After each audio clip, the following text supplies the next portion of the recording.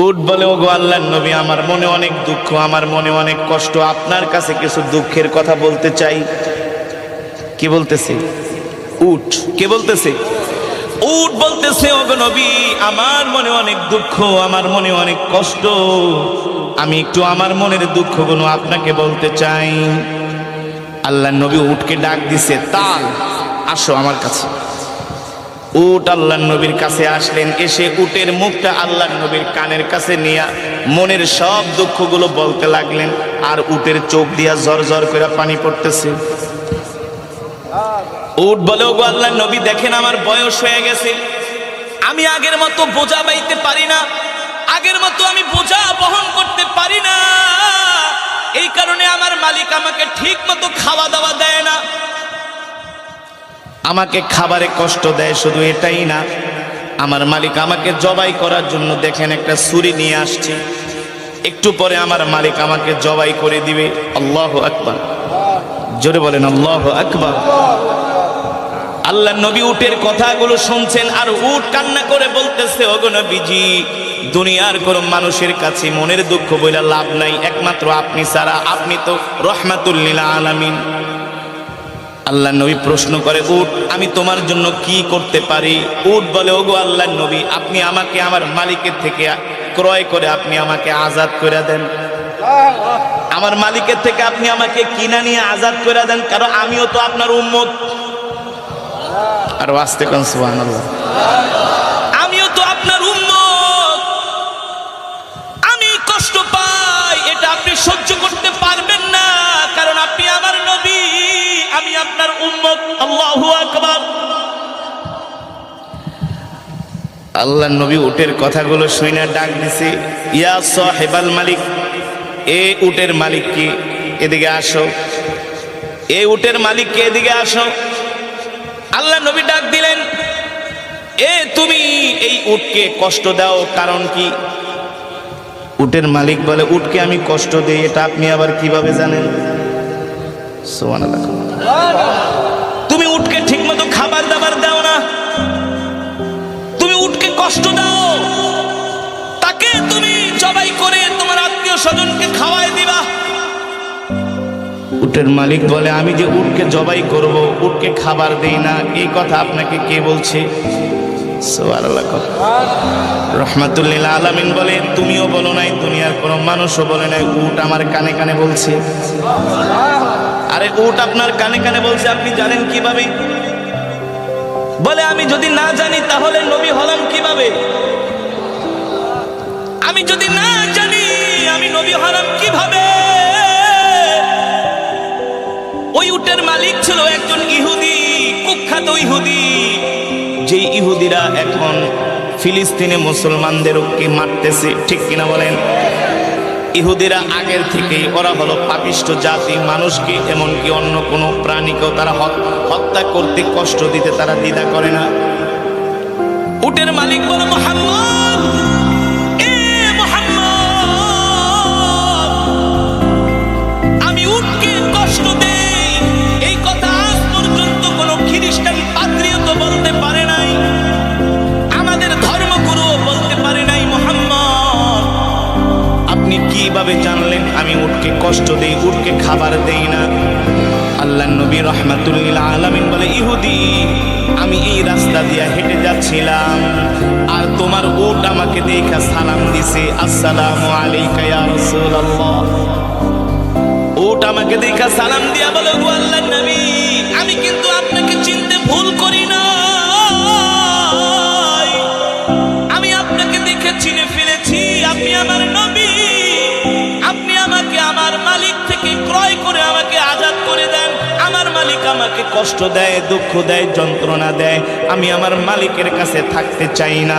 এবার ওই ইহুদি উটের মালিক বলে, ও মুহাম্মদ, যেই উট আপনার সাথে কথা বলে, যেই উট তার মনের দুঃখগুলো আপনার কাছে বলে, আপনি দুনিয়ার কোনো সাধারণ মানুষ না, আপনি হলেন আল্লাহর পয়গম্বর, কোনো সন্দেহ নাই। আপনি এখনই আমাকে কালেমা পড়ে মুসলমান বানায় দেন। ইহুদি কালেমা পড়ে মুসলমান হয়ে গেল। আল্লাহু আকবার। ইহুদি ডাক দিয়া বলে, ও আল্লাহর পয়গম্বর সাল্লাল্লাহু আলাইহি সাল্লাম, এবার আমি শুধু উটকে আজাদ করব না, মুক্ত করব না, আমিও আপনার হাতে হাত রেখে কালেমা পড়ে মুসলমান হয়ে গেলাম। আজ থেকে আমি আপনার সাহাবী, আপনার সঙ্গী হয়ে গেলাম, আর বিনা পয়সায় উটটাকেও আমি মুক্ত করে দিলাম। সেই নবীর উম্মত আমরা, সেই নবীর উম্মত আমরা। ও যুবক, ও মুসলমান, আজকে তুমি সেই নবীকে চিনলা না, সেই নবীর অনুসরণ করো না, সেই নবীর আদর্শ মানো না, ঠিক কিনা বলেন? আমার নবী যখন মক্কার জমিনে কোরআনের দাওয়াত দিত, মক্কার কাফেরেরা এমন কোনো কষ্ট নাই, এমন কোনো যন্ত্রণা নাই যে আমার নবীকে দেয় নাই। মক্কার কাফেরেরা শত অত্যাচার, নির্যাতন, জুলুম করে আমার নবীকে মক্কার কাফেরেরা বের করে দিয়েছে। আমার নবীকে মক্কার কাফেরেরা রাস্তা দিয়ে হাঁটতে দিত না। আমার নবীর চলার পথের মধ্যে মক্কার কাফেরেরা কাঁটা বিছায় দিত। আমার নবীকে হত্যা করার জন্য মক্কার কাফেরেরা ষড়যন্ত্র করত। এত পরিস্থিতির মাঝেও, এমন প্রতিকূলতার মাঝেও আল্লাহর পয়গম্বরকে কিছু কিছু সাহাবীরা তাদের জীবন দিয়ে ভালোবেসেছেন, জীবন দিয়ে ভালোবাসেন।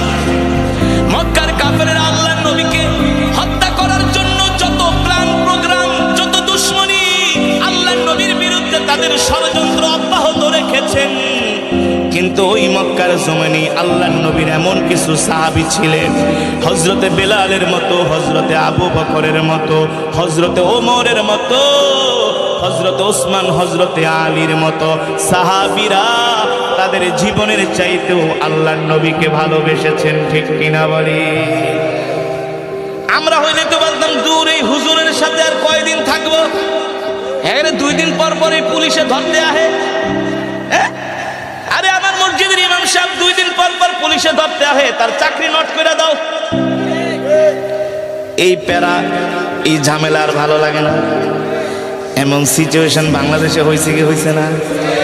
এই কথা যারা বলে তাদের ঈমান দুর্বল, তাদের ঈমান। কত মসজিদের ইমাম সাহেবের চাকরি চলে যায়। আরে হুজুর, আপনি গরম গরম ওয়াজ করেন, আপনি এত গরম ওয়াজ করেন কেন? নরম নরম ওয়াজ করেন। এই সমস্ত কথা যারা বলে তারা হলো মুনাফিক মার্কা মুসলমান। ইসলামে নরমও আছে, হ্যাঁ, ইসলামে নরমও আছে, গরমও আছে, ঠিক কিনা বলেন? আমার নবীর মতো এত নরম নবী পৃথিবীতে আসেনি, আসবেও না। আবার আমার নবীর মতো এমন গরম নবীও পৃথিবীতে আসে নাই। আমার নবী কেমন নরম নবী! আমার নবী তার মাথার মধ্যে গুরির বোঝা বহন করেছে। কথা বলেন, আমার নবী কেমন নবী! আমার নবী কেমন নরম নবী! আমার নবীর কাছে ইহুদি আসছে রাত্রবেলা, এ মুহাম্মদ, আমাকে একটু তোমার বাড়িতে রাত্রে থাকতে দাও। আল্লাহ নবী বলে, ঠিক আছে ইহুদি থাকো, কিন্তু ঘরের মধ্যে খাবার আছে একজনের। আল্লাহ নবী নিজের খাবারটা ইহুদিকে খাওয়ায়া একেবারে আরামসে ঘুম পাড়ায় দিল। ইহুদি, তুমি আমার বিছানায় ঘুমাও, আমি যাইয়া মসজিদে ঘুমাই। সুবহানাল্লাহ। নিজের খাবার না খায়া ইহুদিকে খাওয়ায় বলে, তুমি ঘুমাও, আমি যাইয়া বিছানায় মসজিদে ঘুমাই। ইহুদিকে আল্লাহ নবী তার নিজের খাবার খাওয়ায়া নিজের বিছানায় ঘুম পাড়ায়া আল্লাহ নবী মসজিদে যায় ফ্লোরের মধ্যে ঘুমায় আছে, ফ্লোরের মধ্যে। আর ইহুদি খাটের মধ্যে ঘুমায়। ইহুদির মনে হইল শয়তানি, আল্লাহ নবীকে কিভাবে কষ্ট দেওয়া যায়। ইহুদি মনে মনে মনে ভাবে, আজকে একটা সুযোগ পাইছি, মুহাম্মাদের বিছনার মধ্যে আজকে বাথরুম করে দিব। নাউজুবিল্লাহ, আজকে একটা সুযোগ পাইছি। ইহুদি কি করলো? আল্লাহ নবীর বিছানার মধ্যে মল ত্যাগ করে দিল। নাউজুবিল্লাহ বলবেন না। মল ত্যাগ করে সূর্য ওঠার আগে ইহুদি ভয়ে পালায় গেল। ইহুদি মনে মনে ভাবলো যে মুহাম্মদ আমার এত আদর করে খাওয়াইছে, এত মেহমানদারি করেছে, এই মুহাম্মাদের বিছানার ভিতরে বাথরুম করলাম, মল ত্যাগ করলাম, যদি মুহাম্মদ আমার দেখতে পায় তাহলে নিশ্চিত মুহাম্মদ আমাকে হত্যা করবে। তার মানে আগে থেকেই ভাইগা যায়। ইহুদি ভাইগা চলে গেছে। আল্লাহ নবী ফজরের নামাজ পড়ে বাসায় আসছে, ইশরাকের নামাজ পড়ে বাসায় আসছে। আয়েশা দেখে আল্লাহ নবীর মেহমান ইহুদি নাই, বিছানার মধ্যে মল ত্যাগ করে নষ্ট করে রাখছে। রহমাতুল্লিল আলামিন দয়ার সাগর নবী মনে মনে আফসোস করে, হায় রে কত না কষ্ট আমার মেহমান রাত্রবেলা পাইছি। আহ, কেমন নরম নবী ছিল আমার নবী, কেমন নরম নবী। আমরা হইলে কি করতাম? কি করতাম? থাক, কি কইতাম আমরা? আপনারা নিজেরাই কোন, তোরে পায়ালই।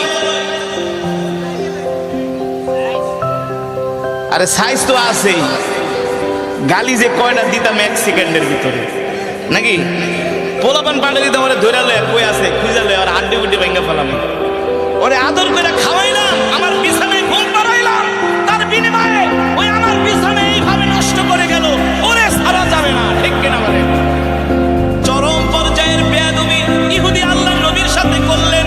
এ যুবক যারা শুধু বলে হুজুররা গরম গরম ওয়াজ করে, এ হুজুররা শুধু গরম ওয়াজ করে না, হুজুররা নরম ওয়াজও করে। কোরআনের মধ্যে নরম ওয়াজও আছে, আবার জিহাদের ওয়াজও আছে, যখন যেমন তখন তেমন, ঠিক কিনা বলেন? আল্লাহর নবী কয়, আহারে আমার মেহমান ইহুদি কতই না কষ্ট পাইছে রাত্রবেলা, এই কারণে আমার বিছানাটাকে নষ্ট করে দিছে। ইহুদি যাওয়ার সময় ভুলে তার একটা দামি তরবারি আল্লাহর নবীর ঘরে রাইখা ভুলেই চলে গেছে। কারণ চোর যত বড় চালাক হোক, চুরি করার সময় কিন্তু একটা প্রমাণ রেখে যায়।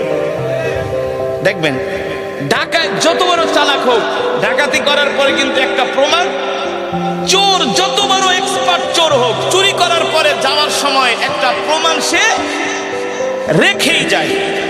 ইহুদির দামি তরবারি খাটের নিচে রাইখা ঘুমাইছে, তো ফজরের আজানের পরে সূর্য ওঠার আগে নিজের জান নিয়ে আগে পালাই, দামি তরবারি রেখা ইহুদি চলে গেছে। এখন যখন সকালবেলা হয়েছে, ইহুদি কয়, কিরে আমার তরবারি কোথায়? তরবারি খুঁজে পায় না, মনে হয়েছে তরবারি আল্লাহ নবীর ঘরে ইহুদি রেখেই ভেগে চলে গিয়েছে।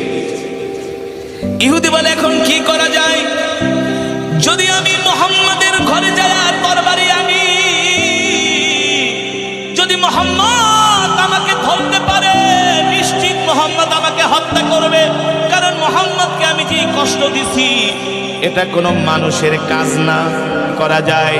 আমি যদি এখন মুহাম্মদের কাছে যাই তরবারি আনতে, আমি যেই অন্যায় করেছি নিশ্চয়ই মুহাম্মদ আমাকে হত্যা করবে।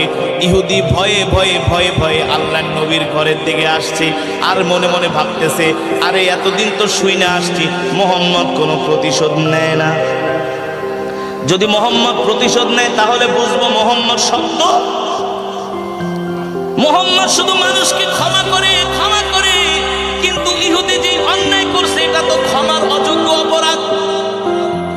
আপনি আমার বাড়িতে আসলেন, আমি মেহমানদারি করে এলাম, উল্টা আপনি আমার এই ক্ষতি করলেন, মানা যায়? মানা যায়? এ মুসলমান, এ অমুসলিমরা শুনে রাখো, এটাই হলো ইসলামের সৌন্দর্য, ঠিক কিনা বলেন? এটাই হলো ইসলামের সৌন্দর্য। ইহুদি মনে মনে ভাবে, আমি এখন মুহাম্মদের কাছে যাব, মুহাম্মদ যদি আমাকে ক্ষমা করে দেয় তাহলে বুঝবো মুহাম্মদ সত্য নবী। আর আমি যদি দেখি মুহাম্মদ আমাকে ক্ষমা করে আমার সাথে সুন্দর আচরণ করে, আমি তার এই ক্ষমার কারণে আমি আমার নিজের ধর্ম ত্যাগ করে সাথে সাথে মুসলমান হয়ে যাব। জোরে বলেন আল্লাহু আকবার। ইহুদি ভয়ে ভয়ে আসতেছে আল্লাহর নবীর বাড়ির দিকে। আল্লাহ নবী ইহুদিকে দেখে ডাক দেয়, তালিয়া শাবাব, এদিকে আসো যুবক, রাত্রবেলা তুমি আমার মেহমান হয়েছিলে, আমি মনে হয় তোমার পরিপূর্ণ খেদমত করতে পারি নাই, এই কারণে তুমি আমার বিছানাটা নষ্ট করে দিছো। ইহুদি মনে মনে কে, মুহাম্মদ তুমি বলো কি, তুমি আমার খেদমত করতে পারো নাই? মানে তুমি আমাকে তোমার নিজের খাবার খাওয়ায়া, নিজের বিছানায় ঘুম পাড়ায়া তুমি যায় মসজিদে ফ্লোরের মধ্যে ঘুমাইছো। মুহাম্মদ, তোমার মতো এত সুন্দর উত্তম চরিত্রের মানুষ আমি আজ পর্যন্ত কোনোদিন মক্কায় দেখি নাই। আল্লাহর নবী বলে, ইহুদি মনে হয় তোমার রাত্রবেলা কষ্ট হয়েছে, তোমার কষ্টের জন্য আমি তোমার কাছে ক্ষমা প্রার্থনা করছি। তুমি আমার মেহমান, তুমি কোনো কষ্ট নিও না, কষ্ট নিও না। এই কথা শোনার পরে ইহুদি আল্লাহর নবীর হাত দুইটা জড়ায় ধরে কান্না করে দিছে। আল্লাহর নবী ডাক দিয়া বলে, লিমা তাবকিয়া ইহুদি, ইহুদি তুমি কান্না করো কেন, কান্না করো কেন? ইহুদি বলে, মুহাম্মদ, এই মক্কার জমিনে আমি কত মানুষ দেখলাম, কত বড় বড় নেতাদের সাথে চললাম, কত বড় বড় লিডারদের সাথে চললাম, আবু জেহেলকে দেখলাম, আবু লাহাবকে দেখলাম, উতবারে দেখলাম, শাইবারে দেখলাম, কিন্তু তোমার চরিত্রের মতো এত সুন্দর চরিত্রের মানুষ আমি একজন পাই নাই। আল্লাহু আকবার। এই কথা বলে ইহুদি কান্না করে দিছে। ইহুদি কান্না করে বলে, মুহাম্মদ, আমি তোমাকে ছেড়ে যাব না, আমি তোমাকে ছেড়ে যেতে পারি না মুহাম্মদ। আমি সিদ্ধান্ত নিয়েছি, তুমি আমাকে এখনই কালেমা পড়ায় মুসলমান বানায় দাও। আল্লাহর নবী ইহুদিকে সেই জায়গার মধ্যে কালেমা পড়িয়ে মুসলমান বানায় দিলেন। আল্লাহু আকবার।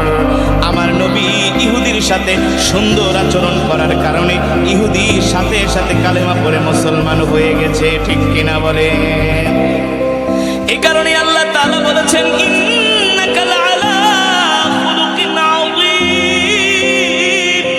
ওগো নবী, আপনার চরিত্রই হলো সর্বশ্রেষ্ঠ চরিত্র, আপনি হলেন সর্বশ্রেষ্ঠ চরিত্রের উপরে প্রতিষ্ঠিত।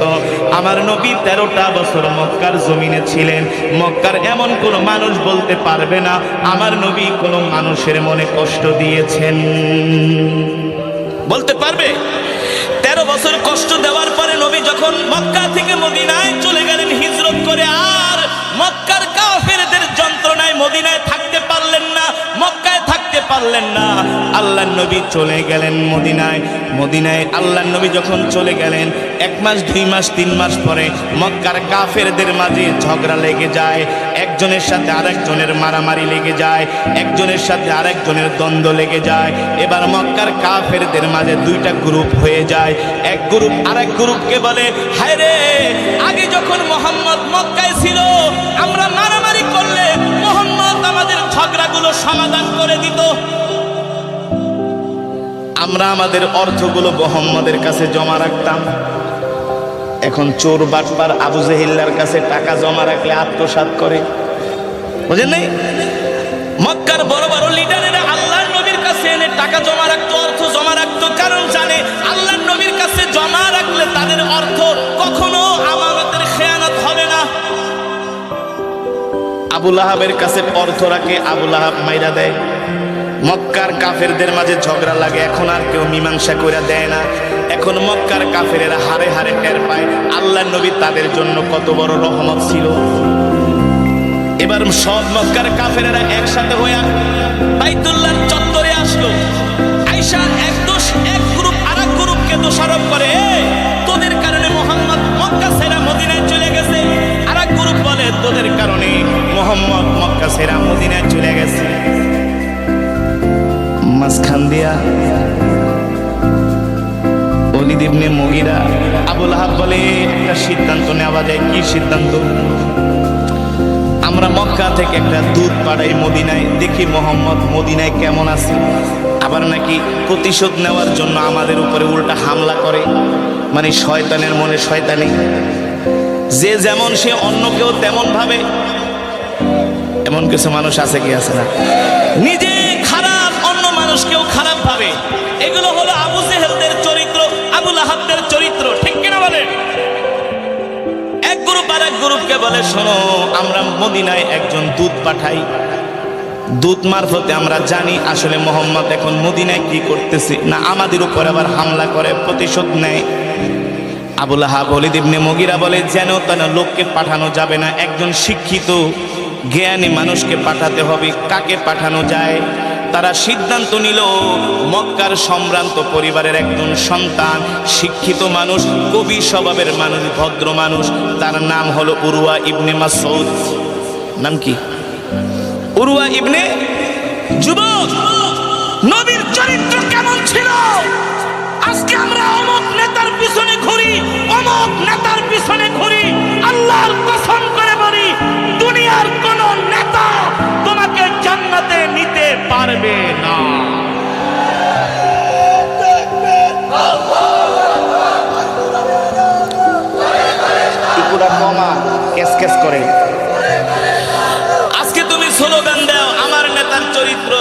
মতো পবিত্র মাগার নামাজ পড়ে না এক ওয়াক্ত, মিনিটে মিনিটে বেনসন খায়, আছে না?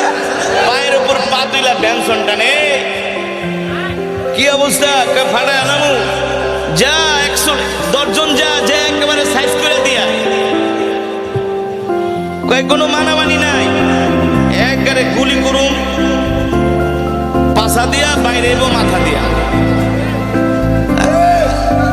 কি হুমকি দামকি, ঠিক কিনা বলেন? যেই নেতা তোমাকে নামাজ পড়ার কথা বলে না, সেটা কোনো নেতাই হতে পারে না। যেই নেতাকে দেখলে জাহান্নামের কথা মনে পড়ে না, জাহান্নামের শাস্তির কথা মনে পড়ে না, সেটা কোনো নেতাই না।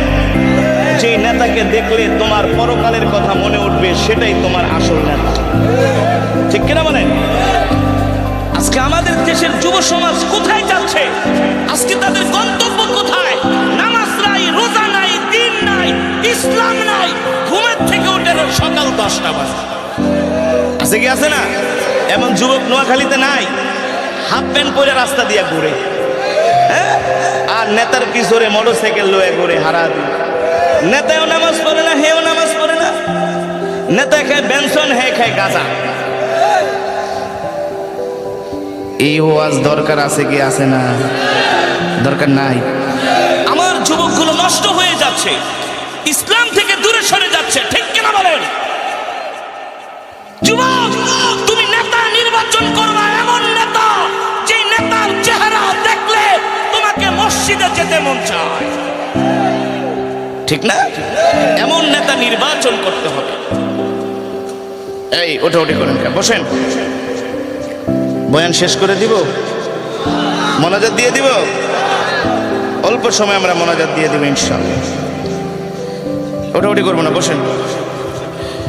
এবার মক্কার কাফেরেরা সিদ্ধান্ত নিল, মদিনায় যেন তেন মানুষকে পাঠানো যাবে না।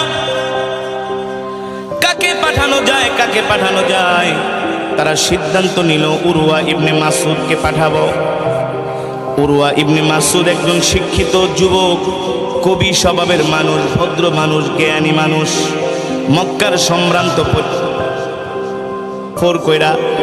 অনেক দিন সফর করে তিনি মদিনায় গেলেন। ক্লান্ত হয়ে গেছেন, পরিশ্রান্ত হয়ে গেছেন।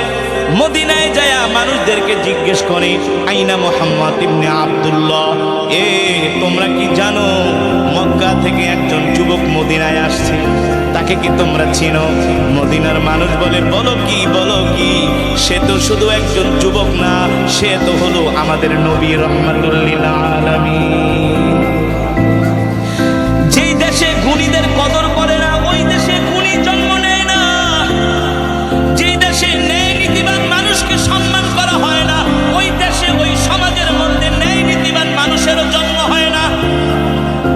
মক্কার কাফেরেরা আল্লাহর নবীকে চিনে নাই, কিন্তু মদিনার মানুষ কথা হবে না। এ বলস কি বেটা, যুবক মানি সে তো আমাদের নবী, সুবহানাল্লাহ। কোথায় তোমাদের নবী? তার কাছে একটু আমাকে নিয়ে যাও। ইমশি মাই, চলো তুমি আমার সাথে চলো। এবার উরওয়া ইবনে মাসউদকে নিয়ে একজন সাহাবী আল্লাহর নবীর বাড়ির দিকে যাচ্ছেন, আল্লাহর নবীর বাড়ির দিকে যাচ্ছেন। উরওয়া ইবনে মাসউদ ক্লান্ত, পরিশ্রান্ত। সাহাবী ডাক দিয়া বলে, তুমি এখানে দাঁড়াও, আগে যায়া আল্লাহর নবীর থেকে অনুমতি নিয়ে আসি।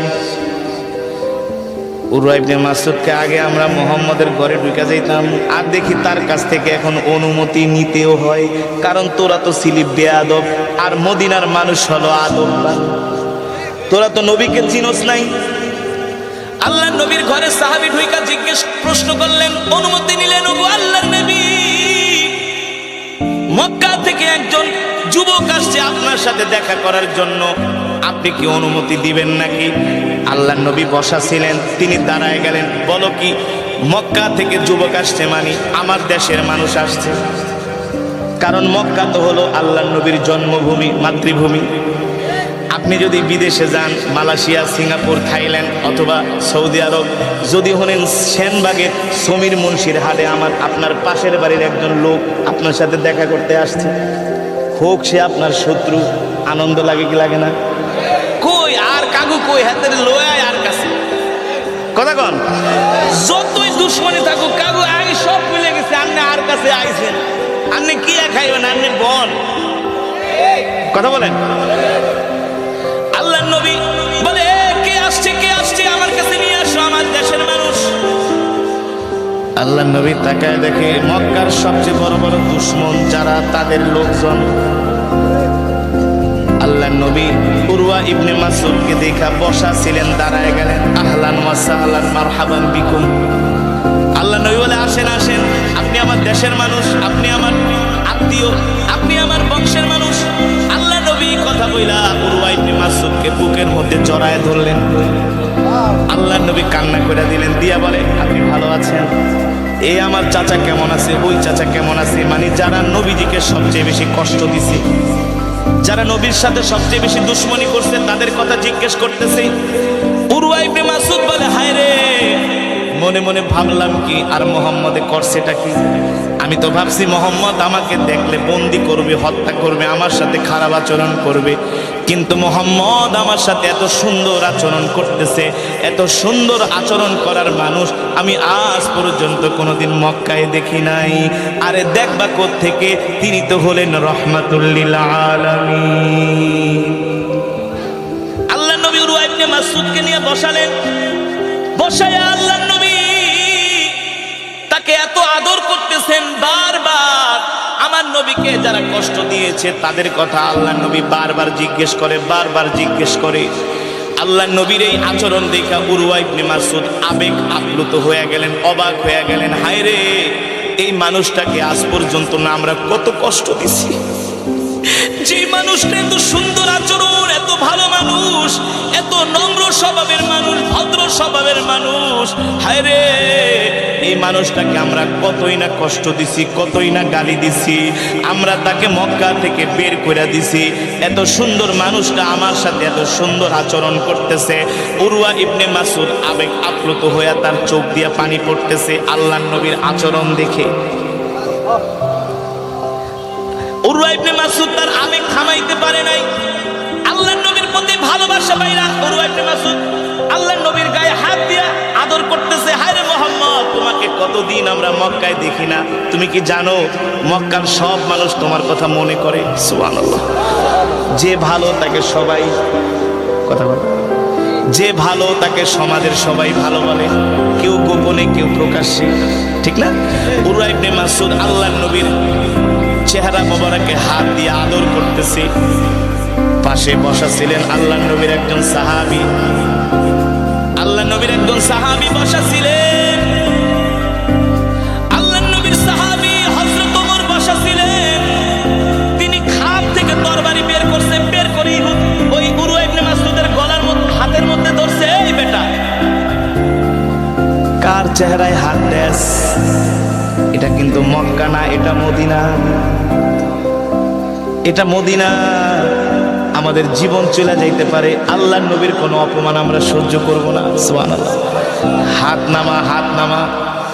উরওয়া ইবনে মাসউদ মনে মনে কয়, আমি তো মুহাম্মদের চেহারায় হাত দিছি আদর করার জন্য। কি করার জন্য?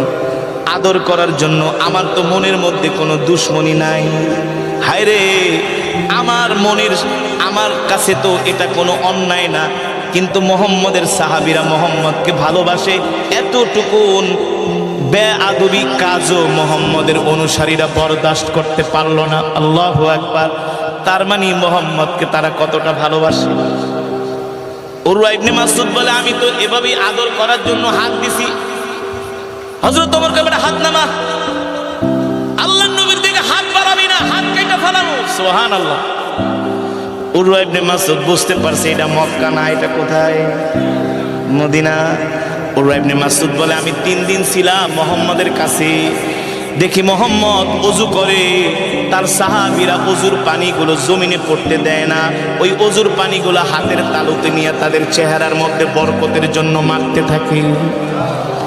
উরওয়া ইবনে মাসউদ বলে, মুহাম্মদ মুখ থেকে থুতু ফালায়, সেই থুতুগুলা মুহাম্মদের সাহাবীরা জমিনে পড়তে দেয় না, ওই থুতুগুলো হাতের মধ্যে নিয়ে সাহাবীরা মিশক আম্বর সুগন্ধি আতরের মতো শরীরের মধ্যে মারতে থাকে। উরওয়া ইবনে মাসউদ বলে, আমার আর বুঝতে বাকি রইল না মুহাম্মদের সাহাবীরা মুহাম্মদকে কেমন ভালোবাসে। 3 দিন ছিলেন উরওয়া ইবনে মাসউদ মদিনায়।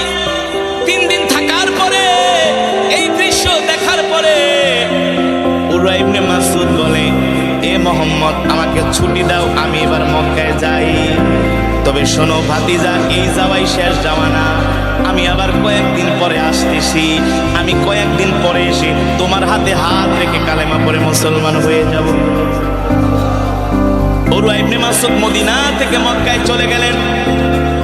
মক্কার সব কাফেরেরা বাইতুল্লাহর চত্বরে হাজির হইল আল্লাহর নবী কি অবস্থায় আছে এটা জানার জন্য, বোঝার জন্য। সব কাফেরেরা এসে হাজির হলো।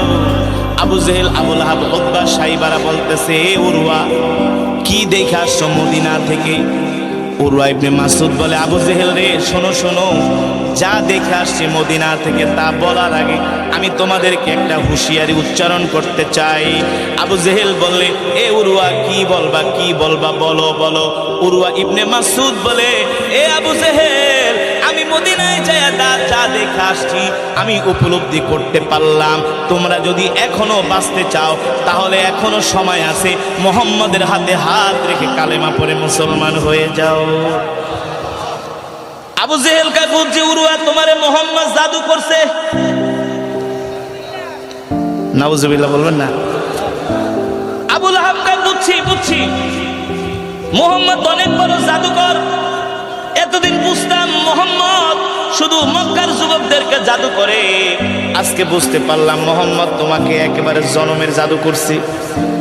উরওয়া ইবনে মাসউদ বলে, এ আবু জেহেল, উল্টাপাল্টা কথা বইল না, মুহাম্মদ আমাকে জাদু করে নাই, আমি মুহাম্মদের চরিত্র দেখা কালেমা পড়ে মুসলমান হয়ে যাব সিদ্ধান্ত নিয়েছি। কি দেখছো, কি দেখছো? উরওয়া ইবনে মাসউদ বলে, আবু জেহেল, আবু লাহাব, তোমরা মুহাম্মদকে এত কষ্ট দিছো, এত কষ্ট দিছো। আমি যখন মদিনায় গেলাম সর্বপ্রথম মুহাম্মদ তোমাদের কথা জিজ্ঞেস করেছে। তোমরা তাকে এত কষ্ট দিছো, তোমরাই বলো তোমাদের কথা কি জিজ্ঞেস করার কথা নাকি? উরওয়া ইবনে মাসউদ দের এই কথা শুনা আবু জেহেল, আবু লাহাব, উতবা, সাইবার অবাক হয়ে গেলে। বলে, বলো কি, বলো কি? বলে, শুধু এটাই না, তোমরা মুহাম্মদকে কষ্ট দিছো, আর মদিনার মানুষ মুহাম্মদকে এত ভালোবাসে যেটা তোমরা কল্পনাই করতে পারবা না। মুহাম্মদকে মদিনার মানুষ এত ভালোবাসে, মুহাম্মদের জন্য মদিনার মানুষ জীবন দিত, তারা রাজি আছে। আল্লাহু আকবার। আবু জেহেল বলে, কি দেখে আসছো? বলে, শোনো, মুহাম্মদ যখন ওযু করে তার সাথী সঙ্গীরা ওযুর পানিগুলা জমিনে পড়তে দেয় না, বরকতের জন্য হাতের তালুতে নিয়ে ওযুর পানিগুলা তারা সারা শরীরের মধ্যে বরকতের জন্য মাখতে থাকে। মুহাম্মদের থুতু ফেললেও সেই থুতু তারা জমিনে পড়তে দেয় না, মুহাম্মদের থুতুগুলো তারা মিষ্টি আম্বরের মতো গায়ের মধ্যে মাখতে থাকে। আল্লাহু আকবার। আমি যে কয়েকদিন মদিনায় ছিলাম, মুহাম্মদ আমার সাথে এত সুন্দর আচরণ করছে, এত সুন্দর আচরণ আখলাকের মানুষ আমি আজ পর্যন্ত কোনোদিন মদিনায় দেখি নাই। এবার আবু জেহেল বলে, উরওয়া, বুঝছি, এই কথা তুমি মক্কার মানুষদের সামনে বলো না, যদি মক্কার মানুষদের সাথে বলো তাহলে কিন্তু মক্কার মানুষ সব দলে দলে মদিনায় যায় মুসলমান হয়ে যাবে। আল্লাহু আকবার। জোরে বলেন আল্লাহু আকবার।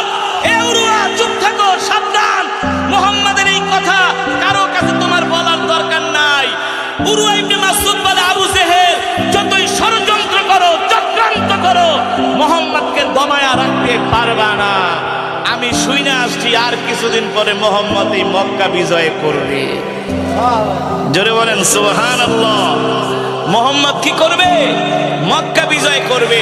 এই মক্কার কাফেরদের মনের মধ্যে ভয় ঢুকে গেল। বলো কি? বলে, হ্যাঁ, মুহাম্মদের জন্য মদিনার মানুষগুলো পাগল, মুহাম্মদের জন্য মদিনার মানুষগুলো জীবন দিতে পারে। এ আবু জেহেল, আবু লাহাব, তোমাদের সময় শেষ হয়ে আসছে। মুহাম্মদ সত্য নবী, কোনো সন্দেহ নাই, কোনো সন্দেহ নাই। তোমরা ধ্বংস হয়ে যাবে, মুহাম্মদ মক্কার ক্ষমতা তার হাতে নিয়ে নিবে। আল্লাহু আকবার।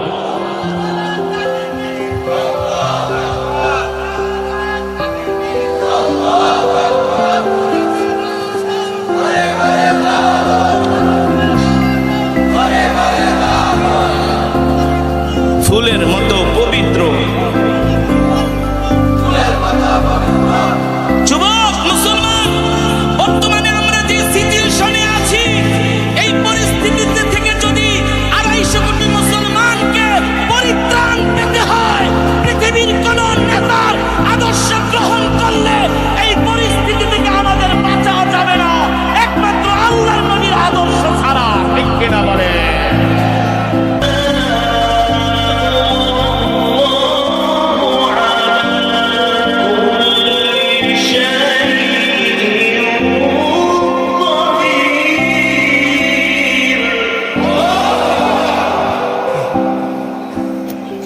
মসজিদের কোণে বসে একজন সুদর্শন যুবক ইবাদত করতেছে, তার কাছে যায়া তুমি নালিশ করো, একমাত্র সেই তোমার পাওনাটা উঠায় দিতে পারবে। আল্লাহু আকবার। ওই ঘোড়ার মালিক কানতে কানতে আল্লাহর নবীর সামনে যে হাজির হয়ে গেলেন আর বললেন, ওগো মুহাম্মদ ইবনে আব্দুল্লাহ, মক্কার নেতা আবু জেহেল আমার থেকে বাকিতে একটা ঘোড়া কিনেছে, 1 মাস ধরে আমার ঘোড়ার টাকা দেয় না, আপনি ছাড়া আমার এই পয়সা কেউ উঠায় দিতে পারবে না। আল্লাহ নবী মুস্কি হাসি দিয়া বলে, আমার নাম কে বলেছে তোমার কাছে? ওই যে বড় বড় মক্কার নেতারা আপনাকে দেখায়া দিছি। আল্লাহ নবী মুস্কি হাসি দিয়া বলে, ইনশিমাই, চলো আমার সাথে, চলো আবু জেহেলের বাড়িতে চলো। ওই লোককে সাথে নিয়ে আল্লাহর পয়গম্বর আবু জেহেলের বাড়িতে গেলেন। আবু জেহেল ঘরের ভিতরে আরাম করতেছে, আল্লাহর নবী ঘরের দরজার সামনে যায় ডাক দিছে, তাল ইয়া আবু জেহেল উখরুজ মিনাল বাইত উখরুজ মিনাদ দার। আবু জেহেল ঘর থেকে বের হও। আল্লাহু আকবার। আল্লাহর নবী এক ধমক দিছে, আবু জেহেল ঘর থেকে বের হও। ওইদিকে আবার মক্কার বড় বড় নেতারা পিছনে একটা গোয়েন্দা পাঠাই দিছে যে আসলে আজকে কি খেলাটা হয় এটা আমরা দেখবো আবু জেহেল মুহাম্মদের সাথে কি ব্যবহার করে। আল্লাহু আকবার। আমরা তো বিচার আচার করে ফেল মারছি, আমরা তো বেচারা পয়সা উঠায় দিতে পারি নাই, দেখি আজকে মুহাম্মদের সাথে আবু জেহেল কি ব্যবহার করে। গোয়েন্দা একটা পাঠায় দিছে, দূর থেকে তাকায় তাকায় দেখে আল্লাহ নবী আবু জেহেলকে ডাক দিছে, আবু জেহেল উখরুজ মিনাল বাইত, এই ঘর থেকে বের হ, বাড়ি থেকে বের হয়ে রাস্তায় আসো। আল্লাহ নবী এক ধমক দেওয়ার সাথে সাথে আবু জেহেল কাঁথা মাথা গাঁটি মাটি রেখে 1 লাফ দিয়ে ঘরের দরজায় হাজির হয়ে গেছে। আম্মি ইয়া মুহাম্মদ, ও ভাতিজা তুমি আমাকে ডাকো কেন? আল্লাহর পয়গম্বর বলে, আবু জেহেল আপনি নাকি এই লোকের থেকে ঘোড়া কিনছেন, এখনো অর্থ আদায় করেন নাই। আবু জেহেল থরথর করে আবু জেহেল কাঁপতেছে, ভাতিজা 1 মিনিট সময় দাও, আমি এখনই টাকাটা দিয়ে দিতেছি। চলো বলেন আল্লাহু আকবার।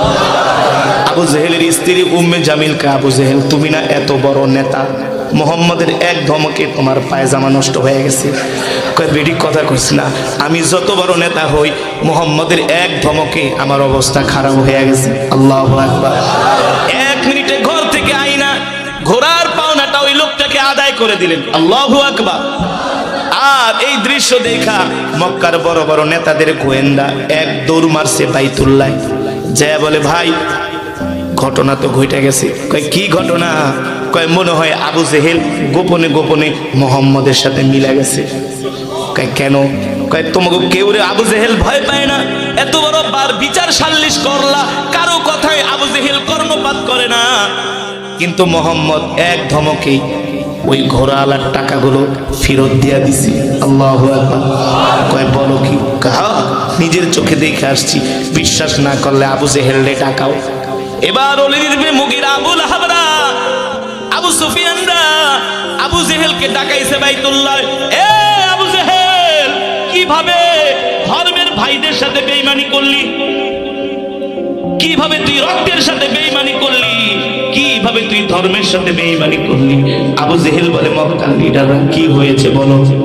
এই আমরা এতবার বিচার করে দিলাম, ঘোড়া আলার টাকা তুই দিলি না, পাওনাদারের পাওনা দিলি না, আমাদেরকে ওই লোকদের সামনে অপমান করলি, বেইজ্জতি করলি, কিন্তু আজকে মুহাম্মদ এক ধমক দেওয়ার কারণে সাথে সাথে টাকাগুলো দিয়ে দিলি, কারণটা কি? আবু জেহেল তোমার চালাকি বুঝি, তুমি ভিতরে ভিতরে মুহাম্মদের সাথে গোপন আতাত করছো, তুমি ভিতরে ভিতরে মুহাম্মদের সাথে মিলা গেছো। আবু জেহেল বলে, ভাই আল্লাহি রব্বিল কাবা, রবের কাবার কসম খায়া বলি আমি মুহাম্মদের সাথে মিলি নাই, কারণ ওই বাইতুল্লাহ কাবা মুসলমানের কাছে যেমন সম্মানের, কাফেরদের কাছেও সম্মানের ছিল, ঠিক কিনা বলেন? আবু জেহেল বলে, বিশ্বাস করো আমি মুহাম্মদের সাথে মিলি নাই, তাহলে মুহাম্মদের এক ধমকে টাকাগুলো কেন দিয়ে দিলি? আবু জেহেল কয়, ভাই বিশ্বাস করো, মুহাম্মদ আমাকে যখন ডাক দিছে, এক ডাকের চোটে আমি ঘরের দরজায় আইসা দেখি আমার দিকে 2টা বড় বড় অজাগর সাপ ফানা ধইরা তাকায় আছে। কয় তাড়াতাড়ি টাকা দে, নাইলে এখনই সবল দিব। জোরে বলেন আল্লাহু আকবার, আরে জোরে বলেন আল্লাহু আকবার। এই ভয়ে আমি মুহাম্মাদের কথায় পাওনাদারের টাকা দিয়া দিছি। সুবহানাল্লাহ বলেন। আমি আসলে মুহাম্মাদের সাথে মিলি নাই, আসলে আল্লাহ তাআলা আবু জেহেলকে হেদায়েত দেয় নাই, এই কারণে কালেমা পড়ে মুসলমান হতে পারে নাই। ঠিক কিনা বলেন? কিন্তু ওই আবু জেহেলের ছেলে ইকরামা ইবনে আবি জেহেল, তিনি আল্লাহর কোরআনের জন্য জীবন দিয়া দিছে। যেটা বলছিলাম, মুসলমান আবু জেহেলও কিন্তু আল্লাহর নবীর কোরআন শোনার জন্য বাইতুল্লাহ যাইতো। ঠিক কিনা বলেন? আবু জেহেলও আল্লাহর নবীর কোরআন শোনার জন্য রাত 3টা বাজে আরামের ঘুম হারাম করে বাইতুল্লাহ যেত। কিন্তু বাংলাদেশে এখনো এমনও মুসলমান আছে আবু জেহেলের চেয়েও শয়তান। মুসলমান হইয়াও কোরআন শুনতে আসে না, মুসলমান হইয়াও নামাজ পড়ে না, মুসলমান হইয়াও ধর্ম মানে না। তার জন্য উদাহরণ দিলাম রাসূলের এই সাহাবী মুসাব বিন উমাইর। মনে আছে নাকি আবু জেহেলের কথা? যে কি বলে, ভাতিজা তুমি দেখতে শুনতে সুন্দর, দেখতে তোমাকে নেতার মতো লাগে, মক্কার যুবকেরাও তোমাকে মানে, তোমার বাবার অর্থবিত্তর কোনো কিছুর অভাব নাই, সামনে তুমি হবা মক্কার বড় নেতা। কিন্তু ভাতিজা তোমাকে নিয়ে আমাদের টেনশন হলো, তুমি ভুলেও মুহাম্মাদের কাছে যাবা না। কেন যাব না? শোনো, মুহাম্মদকে দেখলে তুমি পাগল হয়ে যাবা। বলে কেন? মুহাম্মাদের এমন সুন্দর চেহারা, একবার তাকাইলে তোমার আর নজর ফিরাতে মন চাইবে না। আর মুহাম্মদ নিজে বানায় বানায় কবিতা বলে, তার কবিতা শুনলে তুমি পাগল হয়ে যাবা। আসলে আমার নবী বানিয়ে বানিয়ে কবিতা বলে না, আমার নবী কোরআন তেলাওয়াত করে। ঠিক কিনা বলে? মক্কার কাফেরেরা বোঝে না, না বুঝে তারা বলে মুহাম্মদ কবিতা পড়ে। আল্লাহ তাআলা বলে নবী আপনি কবি না, আপনি হলেন নবী, আপনি হলেন নবী। এ মুসাব শোনো, মুহাম্মাদের চেহারাও দেখবা না, মুহাম্মাদের কোরআন শুনতেও যাবা না। আর মুহাম্মদ কিন্তু মানুষকে দেখলেই জাদু করে। বলে নাউজুবিল্লাহ। এখানে শেষ না, মুহাম্মদ হলো একটা গণক, তোমার মনের কথা সব মুহাম্মদ দেখলে বলে দিবে। আসলে গণক না, আল্লাহ তাআলা ওহীর মাধ্যমে আমার নবীকে জানায় দেয়। এই কারণে মক্কার কাফেরেরা আমার নবীকে গণক বলে, মানে চুরি করে, গুনাহ করে, 2 নম্বরই করে। আল্লাহ নবী দেখলে আবু জেহেল একটু আগে তুমি অপরাধটা করছো, আবু লাহাব তুমি অপরাধটা করছো। আবু জেহেল আবু লাহাবকে ভাই এটা আবার কিভাবে সম্ভব? সে জানে কিভাবে? তাইলে মুহাম্মদ ওয়ালা কাহিন, মুহাম্মদ মনে হয় গণক। আল্লাহ তাআলা বলেন না, আমার নবী গণক না, আমার নবী কবি না, আমার নবী হলেন নবী। ঠিক কিনা বলেন? এবার মুসাব বিন উমাইর আবু জেহেল বলে গেছে মুহাম্মাদের ধারে কাছেও যাবা না। আল্লাহর নবীর বিরুদ্ধে এক গাদা মিথ্যা কথা বলে চলে গেছে। মুসাব বিন উমাইর রাত্রবেলা ঘুমায়া ঘুমায়া চিন্তা করে শুয়া শুয়া, হায় রে, যে বেচারার বিরুদ্ধে আমার কাছে এতগুলো মিথ্যা কথা বললো, আবু জেহেলের কথা শুনা ঘরে বসে থাকলে চলবে না, আমি আমার চোখ দিয়া একবার মুহাম্মদকে দেখে আসবো। আয় দেখতে আয়, আইলেই তো পাগল হয়ে যাবে। ঠিক কিনা বলেন? আসলেই তো পাগল হয়ে যাবা রাহমাতুল লিল আলামিনের চেহারা দেখে, তার ব্যবহার দেখে, তার আখলাক, তার চরিত্র দেখে। সুবহানাল্লাহ বলেন। মুসাব বিন উমাইর ঘর থেকে বের হয়েছে। আল্লাহর নবী যারা মক্কায় গেছেন, হজ করতে গেছেন, একটা পাহাড় আছে জাবালে আবি কুবাইস। ওই পাহাড়ের নিচে আল্লাহর নবী সাহাবীদেরকে কোরআনের বয়ান দিতেন, কোরআনের তেলাওয়াত করতেন। মুসাব বিন উমাইর একদিন ঘর থেকে বের হলেন আল্লাহর নবীকে দেখার জন্য। আল্লাহর নবীর মজমার দূর থেকে দাঁড়ায় নবীজির চেহারার দিকে তাকায়া মুসাব বিন উমাইর আর দূরে দাঁড়ায় থাকতে পারে নাই, আস্তে আস্তে করে নবীজির কাছে আসতেছে। যত কাছে আসে ততই নবীজির প্রেমে পড়ে যায়, ততই নবীজিকে ভালো লাগে। আল্লাহু আকবার। নবীজির কোরআনের তেলাওয়াত শুনে মুসাব বিন উমাইর এমন মুগ্ধ হয়েছেন, আল্লাহর কোরআনের তেলাওয়াত তার দিলের মধ্যে এমন প্রভাব বিস্তার করেছে। মুসাব বিন উমাইর প্রথম দিন বাড়িতে চলে গেছে। রাত্রবেলা শুয়া শুয়া চিন্তা করে, ঘুম আসে না। হায় রে, আবু জেহেল বলল মুহাম্মদ কবি, কিন্তু মুহাম্মদ যে কোরআন তেলাওয়াত করে এটা দুনিয়ার কোন কবিতার সাথে মিল নাই। আসলে তো এটা কবিতা না, এটা হলো, জোরে বলুন কি? এটা হলো কোরআন। একদিন, 2 দিন, 3 দিন, 4 দিনের মাথায় মুসআব বিন উমাইর আবার নবীজির তেলাওয়াত শুনতে আসছে। হঠাৎ করে রহমাতুল্লিল আলামিনের নজর পড়ে গেছে মুসআব বিন উমাইরের দিকে। আল্লাহর নবী ডাক দেয়, তাল ইয়া শাবাব, এ যুবক এদিকে আসো, তোমাকে চিনা চিনা লাগে। মাসমুক, তোমার নাম কি? তোমার বাবার নাম কি? কোথায় তোমার ঘর? বলে, আনা মুসআব বিন উমাইর, আমার নাম হলো মুসআব বিন উমাইর।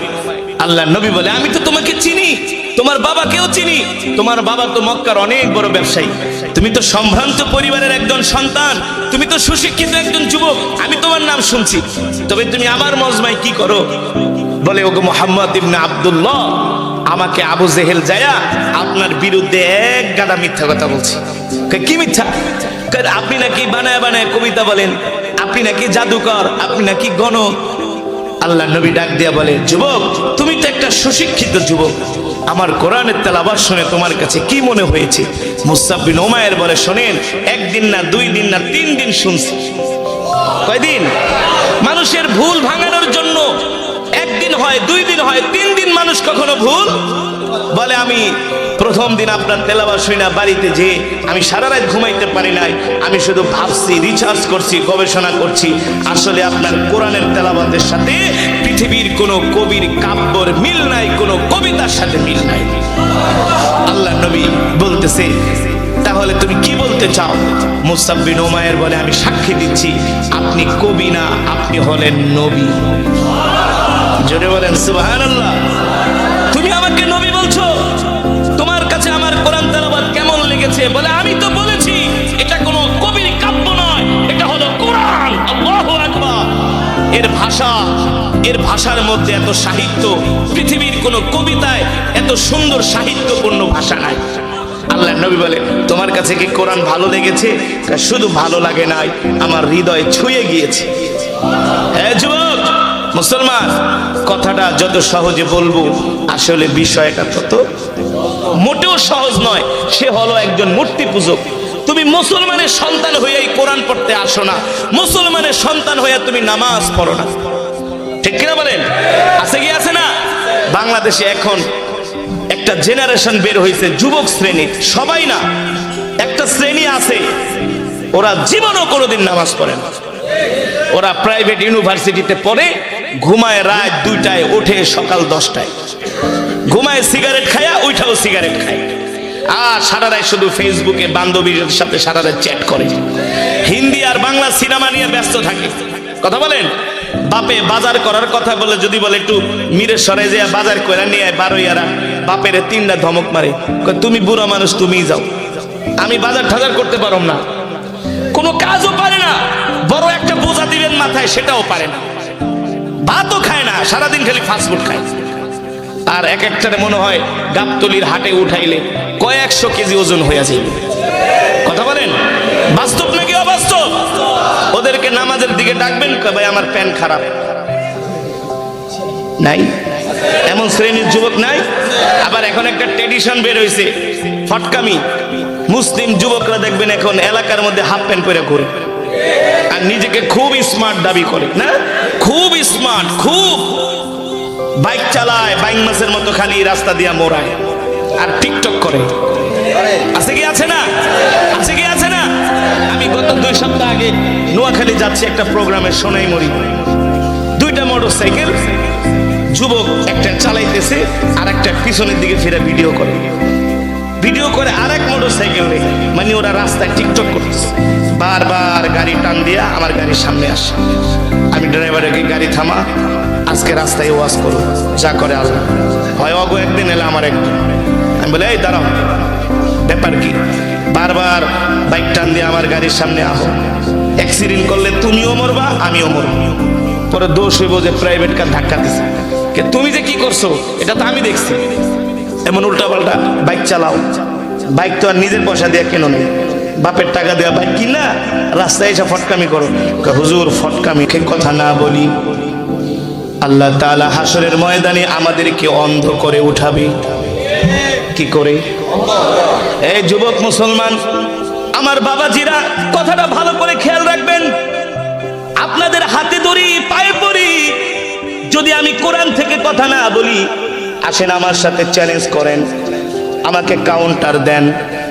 আল্লাহ কোরআনে বলছেন, তোমরা যদি দুনিয়ার জমিনে আমার কোরআন না পড়ো, আমার কোরআন অনুযায়ী না চলো, আমার কোরআনের বিধান না মানো, আমার কোরআনের আইন বাস্তবায়ন না করো, যদি তোমরা আমার কোরআনকে মহব্বত না করো, আমি আল্লাহ কাল হাসরের ময়দানে তোমাদেরকে অন্ধ অবস্থায় উঠাবো। কি অবস্থায়? আল্লাহ আমাদের চোখের পাওয়ার নিয়ে যাবে, আল্লাহ আমাদেরকে অন্ধ করে দিবে, অন্ধ। একটু আগে এখানে একজন হাফেজে কোরআন ছিলেন, যিনি ছিলেন অন্ধ। কথা বলেন, অন্যের সাহায্য ছাড়া তিনি চলতে পারে না, পারে? একজন অন্ধকে জিজ্ঞেস করবেন, অন্ধ তোমার তো চোখ নাই, তোমার কাছে কেমন মনে হয়? অন্ধ চোখের পানি ছেড়ে দিয়ে বলবে, ভাই আমার জীবনে যা কিছু আছে সব নিয়ে যান, তারপরে আমার চোখ দুইটা ফিরায় দেন। ঠিক কিনা বলেন? আল্লাহ তাআলা কোরআনুল কারীমের মধ্যে বলছেন, আলাম নাজআল লাহু আইনাইন ওয়া লিসানান ওয়া শাফাতাইন ওয়া হাদাইনাহুন নাজদাইন। আল্লাহ তাআলা বলেন, নবী আমি আল্লাহ মানুষকে দেখার জন্য দুইটা চোখ দান করেছি। কয়টা চোখ? জোরে বলেন।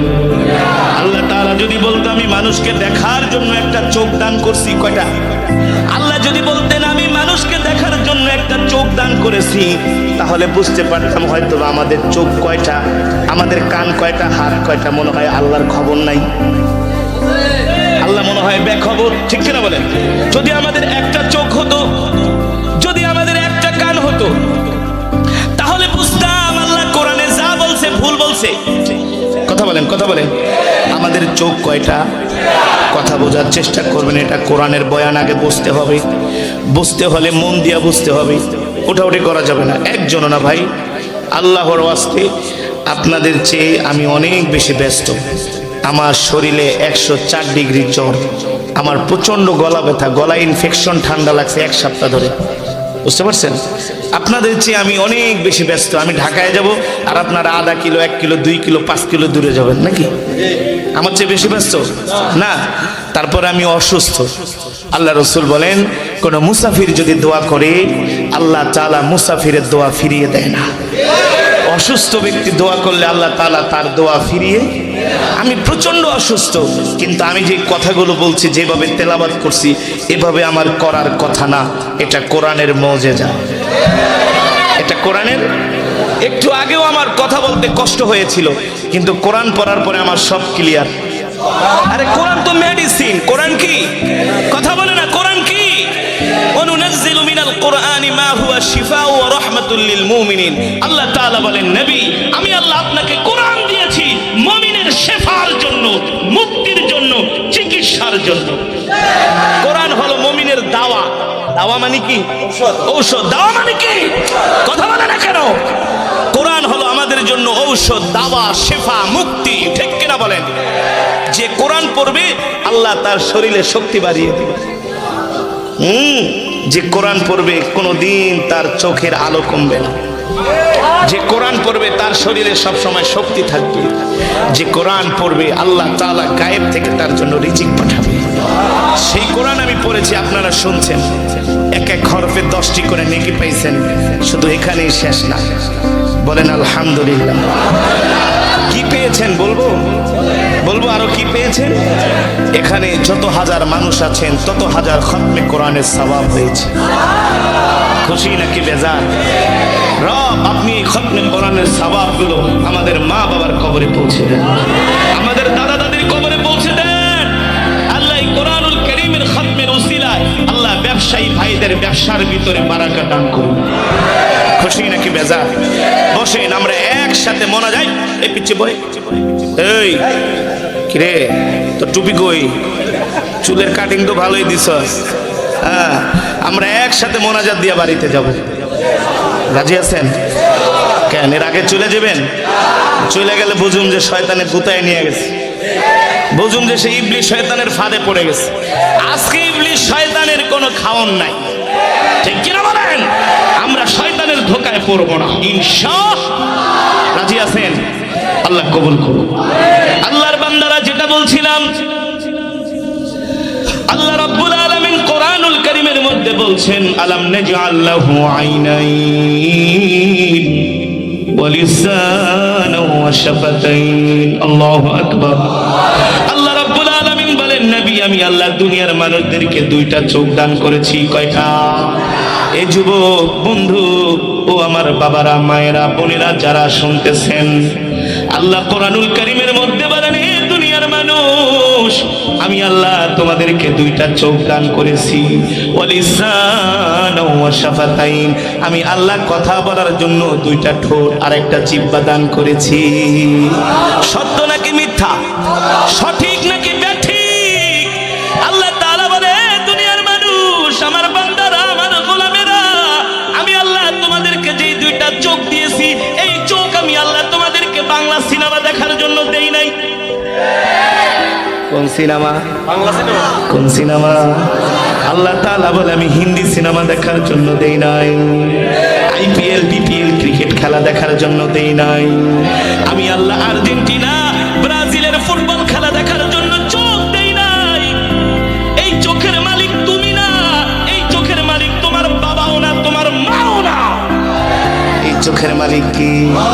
আল্লাহ বলে, বান্দারে, আমার দেওয়া চোখ দিয়া যদি হারাম জিনিস দেখোস, কাল হাসরের ময়দানে আমি আল্লাহ জাররায় জাররায় হিসাব নিব। ঠিক কিনা বলেন? এ যুবক, এ বন্ধু, আল্লাহ তাআলা এই চোখ দিয়া যদি আমরা হারাম জিনিস দেখি, নাফরমানি করি, কাল হাসরের ময়দানে আল্লাহ তাআলা আমাদের থেকে জাররায় জাররায় হিসাব নিবে। ঠিক কিনা বলেন? আল্লাহ তাআলা বলবে, বান্দারে, রাত 3টা বাজে উঠা তোরা ফুটবল খেলা দেখছিলি, ক্রিকেট খেলা দেখছিলি, বাংলা সিনেমা দেখছিলি, খারাপ জিনিস দেখেছিলি রে বান্দা, অথচ আমি আল্লাহ তোদেরকে এগুলো দেখার জন্য চোখ দেই নাই। আমি আল্লাহ তোদেরকে দুইটা চোখ দান করেছিলাম। গভীর রজনীতে উঠে উঠে তোরা আমার কোরআন পড়বি, তাহাজ্জুদের নামাজে চোখের পানি ঝরায়া আমার কাছে গুনার জন্য মাফ চাইবি। ঠিক কিনা বলেন? আল্লাহ তাআলা কোরআনুল কারীমের মধ্যে সে কথাই বলেন, ওয়ামান আ'রাদা আন যিকরি ফাইন্না লাহু মাঈশাতান দানকা ওয়া নাহশুরুহু ইয়াওমাল কিয়ামাতি আ'মা ক্বালা রাব্বি লিমা হাশারতানি আ'মা ওয়া ক্বাদ কুনতু বাসীরা ক্বালা কাযালিকা আতাতকা আয়াতুনা ফানাসিতাহা ওয়া কাযালিকাল ইয়াওমা তুনসা। আল্লাহু আকবার। আল্লাহ তাআলা বলেন, নবী দুনিয়ার মানুষদেরকে বলে দেন, আমি আল্লাহ তাদেরকে যে চোখ দিছি, এই দুই চোখ দিয়া যদি তারা কোরআন না পড়ে, আমি আল্লাহ হাসরের ময়দানে মানুষগুলোকে অন্ধ হিসাবে দাঁড়া করাবো। মানুষগুলো হাসরের ময়দানে অন্ধ হয়ে উঠবে, অন্ধ, কেউ চোখে দেখবে না। তখন তারা আল্লাহ তাআলাকে ডাক দিয়া বলবে, আল্লাহ, দুনিয়ার জমিনে তো আমাদের চোখের আলো ছিল, এখন তো আমরা চোখে দেখি না, অন্ধ হয়ে গেছি। আল্লাহ তাআলা ডাক দিয়া বলবে, বান্দারে, আমি আল্লাহ তোদেরকে দুনিয়াতে চোখ দিয়েছিলাম আমার কোরআন পড়ার জন্য। এই চোখ দিয়েছিলাম, চোখ দিয়া হেঁটে হেঁটে তোরা মসজিদে যায় আমার কদমে সেজদা দিবি। ঠিক কিনা বলেন? এই চোখ দিয়েছিলাম কোরআনের মাজমায় এসে কোরআনের বয়ান শুনবি, আর চোখ থেকে গুনার জন্য পানি ঝরাবি। ঠিক কিনা বলেন? আমি আল্লাহ চোখ দিয়েছিলাম, তোরা মোনাজাত দিয়া চোখ থেকে পানি ঝরাবি, আর আমি আল্লাহ তোদের চোখের পানি দেখে আসমানের ফেরেশতাদের সাথে জমিনের ফেরেশতাদের সাথে গর্ব করব। আল্লাহু আকবার। এই ফেরেশতারা তাকায় দেখ আমার বান্দাগুলো আমার ভয়ে কেমন করে চোখ দিয়া পানি ঝরাইতেছে। আল্লাহ রাব্বুল আলামিন বলেন, যদি হাসরের ময়দানে তোমরা কোরআনের কথা না মানো, কোরআন না পড়ো, কোরআন না বুঝো, আমি আল্লাহ তোমাদেরকে অন্ধ কইরা দাঁড় করাবো। তখন তোমরা আমার কাছে বলবা, আল্লাহ আমাদের চোখের আলো ফিরায় দেন। আল্লাহ বলবে, দুনিয়াতে আমি তোমাদেরকে চোখ দিয়েছিলাম আমার কোরআন পড়ার জন্য, আমার কদমে সেজদা দেওয়ার জন্য। এই চোখ দিয়া তোমরা হারাম জিনিস দেখছো, আমার কোরআন পড়ো নাই, আমার ভয়ে চোখ থেকে পানি ঝরাও নাই। এই কারণে আমি আল্লাহ হাসরের ময়দানে তোমাদেরকে অন্ধ করে দিয়েছি। তোমরা আমাকে দুনিয়াতে ভুলে গেছো, আমি আল্লাহ তোমাদেরকে এখন ভুলে গিয়েছি। আল্লাহ তাআলা বলবে, এ বান্দা, তোরা আমাকে ভুলে গেছস দুনিয়ায়, এখন আমি আল্লাহ তোদেরকে ভুলে গেছি। সোজা চলে যা ফি নারে জাহান্নামা খালিদিনা ফিহা। আল্লাহ আমাদের হেফাজত করুন, আল্লাহ আমাদের রক্ষা করুন। যুবক, আজকে তোমাকে কোরআনের মাজমায় পাওয়া যায় না, আজকে তোমাকে কোরআনের মাহফিলে আজকে তোমাকে মসজিদে পাওয়া যায় না, আজকে তোমাকে জিকিরের মাজমায় পাওয়া যায় না, তোমাকে পাওয়া যায় গাঁজা খাওয়ার আড্ডায়, ফেন্সিডিল খাওয়ার আড্ডায়, তোমাকে পাওয়া যায় বাংলা সিনেমা দেখার আড্ডায়, ঠিক কিনা বলেন? অথচ যুবক তুমি জানো না আল্লাহ রসুলের সাহাবীরা যেই কোরআন আল্লাহ তাআলা নবীর উপরে নাজিল করেছেন, এই কোরআনের জন্য রসুলের সাহাবীরা জীবন দিয়া দিছি। আল্লাহর কোরআনের জন্য নিজের জীবন নিজের রক্ত দিয়েছেন, ঠিক কিনা বলেন? আর আজকে আমরা মুসলমানের সন্তান হইয়া কোরআন পড়ি না, কোরআন পড়তে জানি না।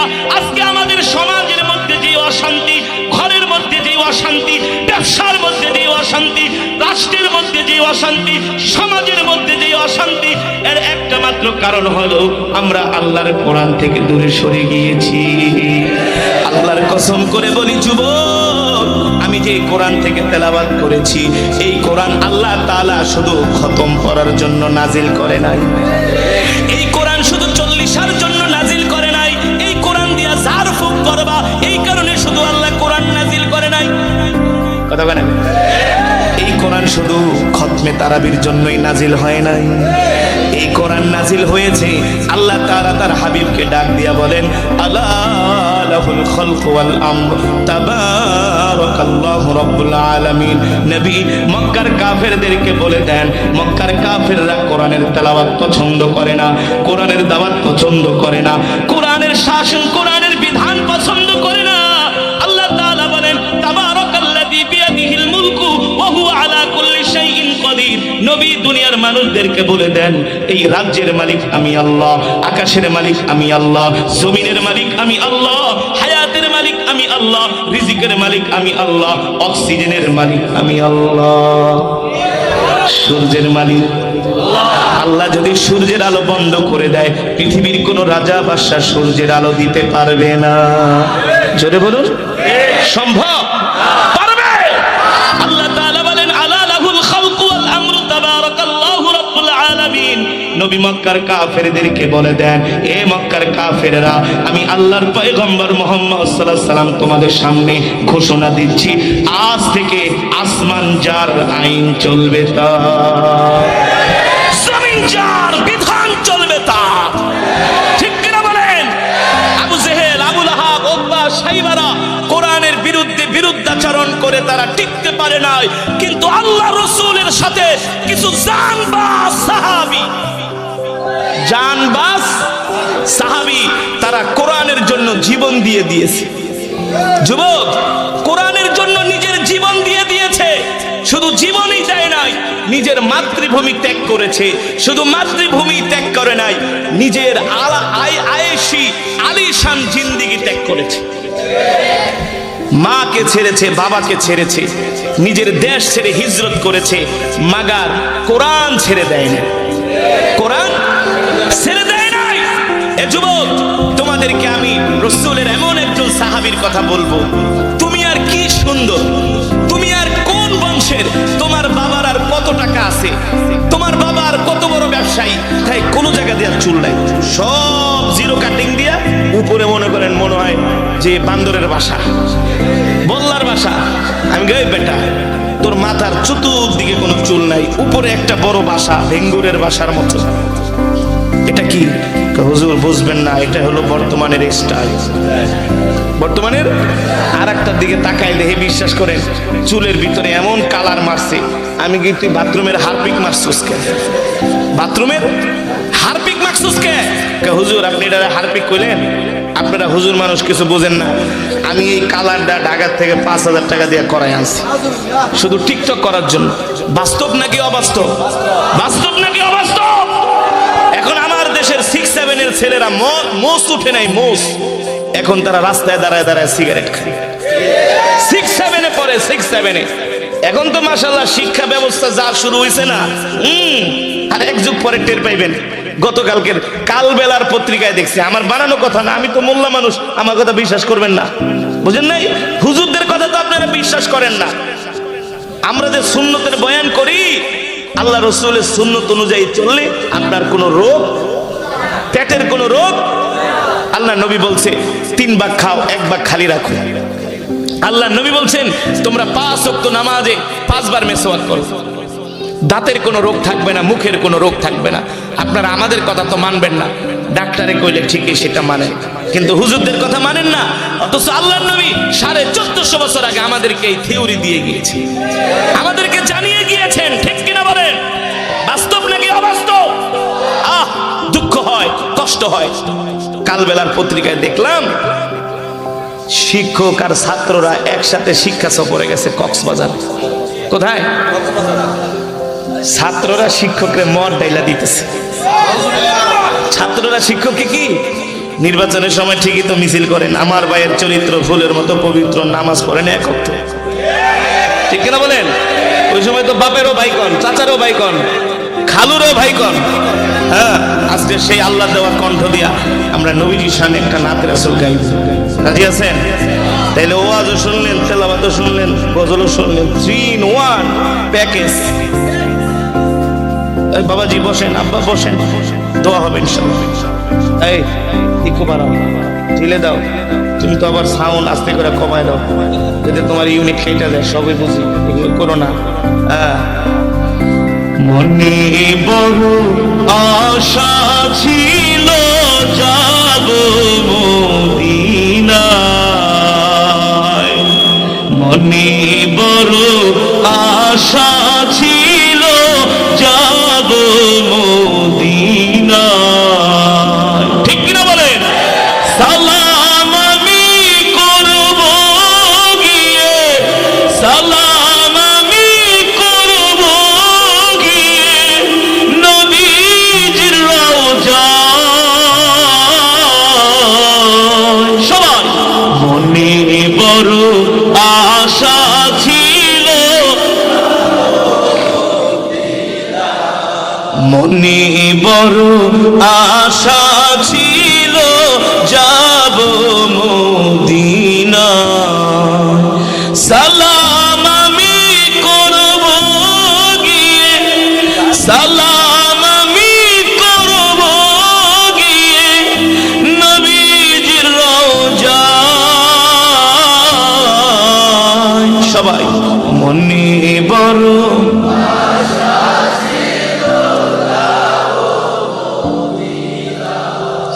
মনে বড় আশা ছিল, আরব সাগর পাড়ি দিব নাই কো আমার তরি, পাখি নাই তো উড়ে যাব ডানাতে ভর করি। ঠিক না বলে?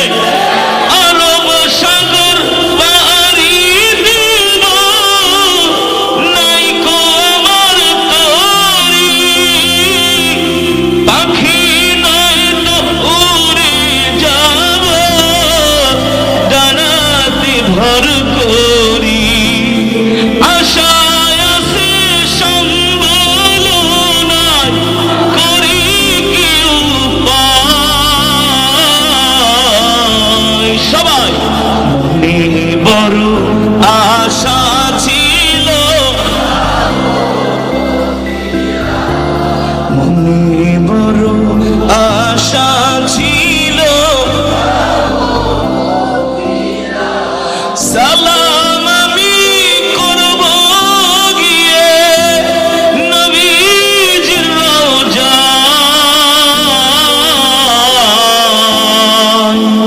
মনে বড় নাম হলো মুসাব বিন, যুবক মুসাব বিন উমাইর, কাফের মূর্তি পূজক।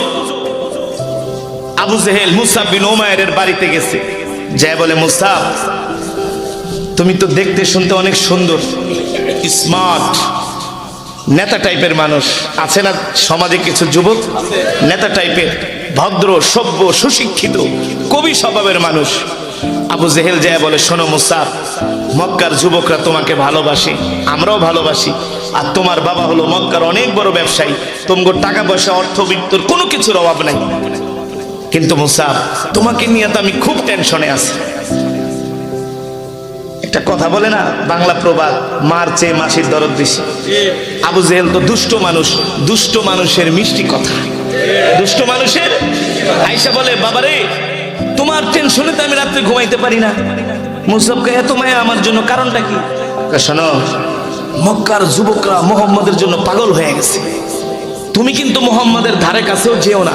কেন? শোনো, মুহাম্মদের চেহারা যে দেখে সেই মুহাম্মদের জন্য পাগল হয়ে যায়।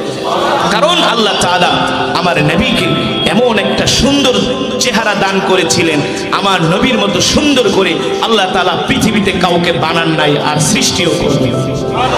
নবীজির চেহারা দেখলেই মক্কার কাফেরেরা পাগল হয়ে যেত। সুবহানাল্লাহ বলেন। যত বড় নবীজির সাথে দুশ্মনী করতো না কেন, নবীজির চেহারার সৌন্দর্য দেখে ক্রাশ খেয়ে যেত, ক্রাশ। দূরে পিছন থেকে হ্যান করেঙ্গা তেন করেঙ্গা, বুঝলেন নাই, মোহাম্মদের খায়া ফালামু সিরা ফালামু, সামনে আসলে আর ভয়ে কথা বলতে পারে না। আছে না এমন স্বভাবের কিছু মানুষ? আবু জেহেল স্বভাবের মানুষ, পিছনে পিছনে শেষ করে ফালায়, কিন্তু সামনে এসে কথা বলার সাহস নেই। ঠিক কিনা বলে? আবু জেহেল ছিলেন মক্কার সবচেয়ে বড় ছেঁচড়া মানুষ। আবু জেহেলের মতো কিছু ছেঁচড়া এখনো সমাজে আছে, যারা মানুষের পয়সা নিয়ে সহজে দিতে চায় না। কোনো দোকানতে বাকি খাইলে আর বাকির পয়সা দেয় না, কারো থেকে কিছু টাকা পয়সা হাওলা টানলে আর জীবনে দেয় না। আছে কি আছে না? আবু জেহেল এক লোক থেকে একটা ঘোড়া কিনছে, বলছে বাবা তোরে একটি বাড়িতে আয়, তোরে এখন ঘোড়ার টাকাটা শোধ করে দেবো, কারণ বেশি টাকা তো পকেটে নিয়ে আসি নাই। বেচারা মক্কার বড় নেতা লিডার ঘোড়া দিয়া দিছে, বাড়িতে আসার ভাই কিসের টাকা? আবু জেহেল, তুমি দিরহামান, আমার দিরহাম দাও, গেট আউট। কিসের টাকা? আবু জেহেলের কাছে এসে টাকা চাওড়া, এত বড় সাহস? যাবাটা এক সপ্তাহ পরে আয়। সিরাতের কিতাবের মধ্যে আসছে ওই লোকটা আবার এক সপ্তাহ পরে আসছে, আসার পরে আবু জেহেল পাওনা টাকাটা দিবা না, আর এক সপ্তাহ পরে আয়, আবার আর এক সপ্তাহ পরে আইছে, এমন করে 4 সপ্তাহ ঘুরেছে। কয় সপ্তাহ? জুতা এক জোড়া ক্ষয়। এখন মক্কার বড় বড় লিডাররা বাইতুল্লায় বৈশা তারা মিটিং করতেছে। এখন বড় বড় লিডারদের কাছে ওলীদ ইবনে মুগীরা আবু লাহাবের কাছে আইসা বিচার দিছে, ভাই একটা বিচার করে দেন, আবু জেহেল আমার থেকে একটা ঘোড়া কিনছে, টাকা দিয়া দিবে বলছে বাড়িতে যায়, কিন্তু 1 মাস ধরে আমার টাকা দেয় না, এখন কি করতে পারি বলেন? মক্কার নেতারা কয়, তুমি ছেঁচড়ার কাছে ঘোড়া বেচছো, এই টাকা জীবনেও কেউ উঠাইতে পারবো না, কারো সাহস নাই কারো। তবে শোনো, ওই যে মসজিদের কোনায় একটা সুদর্শন যুবক বৈশা বৈশা ইবাদত করতেছে, তাকে চিনো? তাই না, তার নাম হলো মুহাম্মদ ইবনে আব্দুল্লাহ। জোরে বলেন সুবহানাল্লাহ, আরো জোরে বলেন সুবহানাল্লাহ। মক্কার বড় বড় নেতারা আল্লাহ নবীর দিকে হাত ইশারা করে ইঙ্গিত দিলেন আর বললেন, শোনো, আবু জেহেলের থেকে আমরা কেন আমাদের 14 গোষ্ঠীও টাকা উঠাইতে পারবে না, শুধু শুধু মক্কার বড় বড় নেতাদের পিছনে ঘুরা তুমি তোমার সময় নষ্ট করো না।